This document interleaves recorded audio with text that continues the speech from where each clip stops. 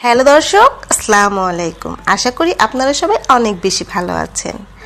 আবারও হাজির হয়ে গেলাম আরেকটি নতুন রেসিপি নিয়ে। আজকে আমি তৈরি করে দেখাবো অসম্ভব মজার শুটকি। আর এই শুটকিটা আমি তৈরি করে দেখাবো কক্সবাজার হোটেল স্টাইলে। কক্সবাজার হোটেল স্টাইলে কীভাবে এই লইট্টা শুটকি ভুনা করে, সেই রেসিপিটি আমি আজকে আপনাদের সাথে শেয়ার করব। যারা কক্সবাজারে গিয়ে এই অসম্ভব মজার লইট্টা শুটকি ভুনা খেয়েছেন তারা তো অবশ্যই জানেন এই শুটকি খেতে কতটা মজার হয়। মজার বিষয় কি, আমি যখন এই লইট্টা শুটকি রান্না করেছি সবাই খেয়ে বলেছে কক্সবাজার হোটেলের থেকেও বেশি মজার হয়েছে। আশা করি আপনাদের ভালো লাগবে। এখানে আমি লইট্টা শুটকি নিয়েছি। আমি এরকম একটু লম্বাটে করে বড় সাইজ করে কেটে নিয়েছি। হোটেলেও কিন্তু এভাবে লম্বাটে করে বড় সাইজ করে কেটে ওরা রান্না করে।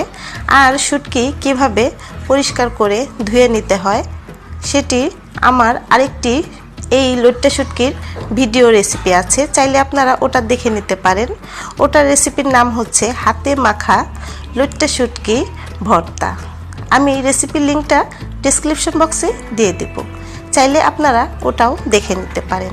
তো এখানে আমি শুটকি ধুয়ে পরিষ্কার করে নিয়েছি, এখন রান্নাটা করে নিচ্ছি। এর জন্য চুলায় একটি প্যানে আমি হাফ কাপ সয়াবিন তেল দিয়ে দিচ্ছি। এই রান্নাটায় তেলের পরিমাণটা একটু বেশি দিতে হবে। দিয়ে দিচ্ছি একটি তেজপাতা, আমি এভাবে দুটো টুকরো করে নিয়েছি। আর দিয়ে দিচ্ছি আমি 2 কাপ পেঁয়াজ। আমি 2 কাপ পেঁয়াজ কুচি করে নিয়েছি, বেশি মিহি কুচি না, একটু মোটা মোটা করে কুচি করে নিয়েছি। আর এই শুটকি রান্নাটায় পেঁয়াজের পরিমাণটা বেশি দিতে হবে। এখন নেড়েচেড়ে হালকা একটু ভেজে নিচ্ছি, বেশি ভাজার প্রয়োজন নেই, হালকা ভেজে নিলেই হবে। দেখুন যখন এরকম হালকা ভাজা হয়ে আসবে সে পর্যায়ে দিয়ে দিতে হবে রসুন বাটা।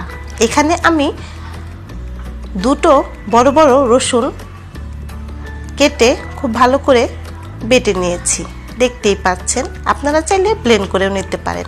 আর এখানে আমি কয়েকটি কাঁচামরিচ একটু ব্লেন্ড করে নিয়েছি, বেশি মিহি করে ব্লেন্ড করে নিইনি, দেখতেই পাচ্ছেন।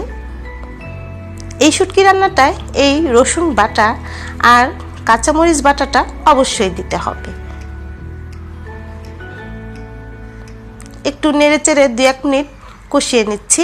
কষানো হয়ে গেলে দিয়ে দিচ্ছি লাল মরিচের গুঁড়ো। আপনারা আপনাদের স্বাদ মতো দিবেন, তবে আমি 2 টেবিল চামচ দিচ্ছি। দিয়ে দিচ্ছি 1 চা চামচ হলুদের গুঁড়ো, দিয়ে দিচ্ছি ধনিয়ার গুঁড়ো,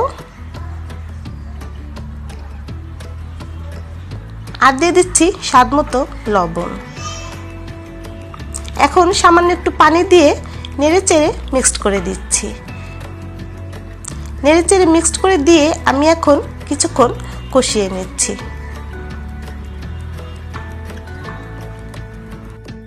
আমি কক্সবাজারের হোটেলে যেভাবে রান্না করে হুবহু সেই রেসিপিটি আপনাদের সাথে শেয়ার করছি।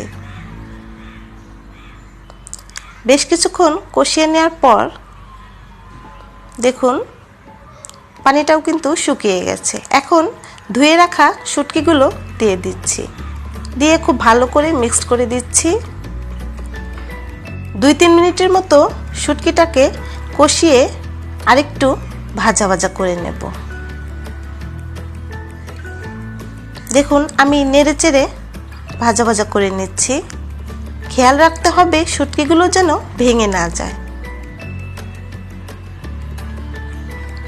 চুলার আঁচ আমি মিডিয়াম করে রেখেছি। দেখুন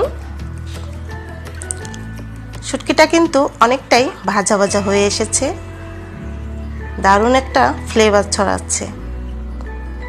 আর অবশ্যই আপনারা চেষ্টা করবেন একটু মোটা ধরনের শুটকি নেয়ার জন্য, লইট্টা শুটকি।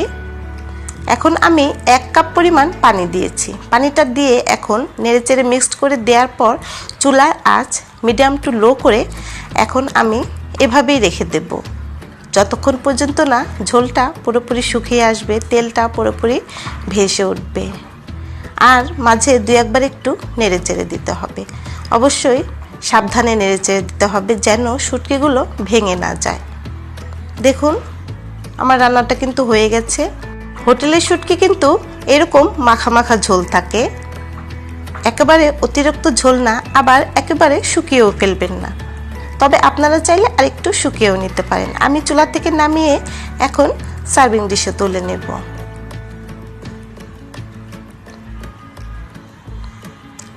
আমি সার্ভিং ডিশে তুলে নিচ্ছি। গরম গরম ভাতের সাথে এই লইট্টা শুটকি ভুনা খেতে যে কতটা মজার সেটা আপনারা তৈরি করে খেলেই বুঝতে পারবেন। আর রসুন বাটা আর কাঁচামরিচ বাটাটা অবশ্যই দিতে হবে এই রেসিপিতে। আমি আবারও বলছি, শুটকিগুলো একেবারে শুকিয়ে ফেলবেন না, এরকম মাখা মাখা ঝোল রাখবেন। আর অবশ্যই পেঁয়াজের পরিমাণটা বেশি দিতে হবে। হোটেলে ওরা শুটকির পরিমাণ আরেকটু কমিয়ে দেয় আর পেঁয়াজের পরিমাণ বেশি দেয়। তো আমরা যেহেতু বাসায় খাবো তাই আমি শুটকির পরিমাণটাও বেশি দিয়েছি। ট্রাস্ট মি, এইভাবে শুটকি রান্না করে খেয়ে দেখবেন, সবাই খুব পছন্দ করবে। রেসিপিটি ভালো লাগলে আমার চ্যানেলটি সাবস্ক্রাইব করে পাশের বেল বাটনটি বাজিয়ে দিবেন। ভিডিওতে একটি লাইক দিবেন। ভিডিওটি কেমন হয়েছে কমেন্ট করে কমেন্ট বক্সে জানাবেন। আল্লাহ হাফেজ।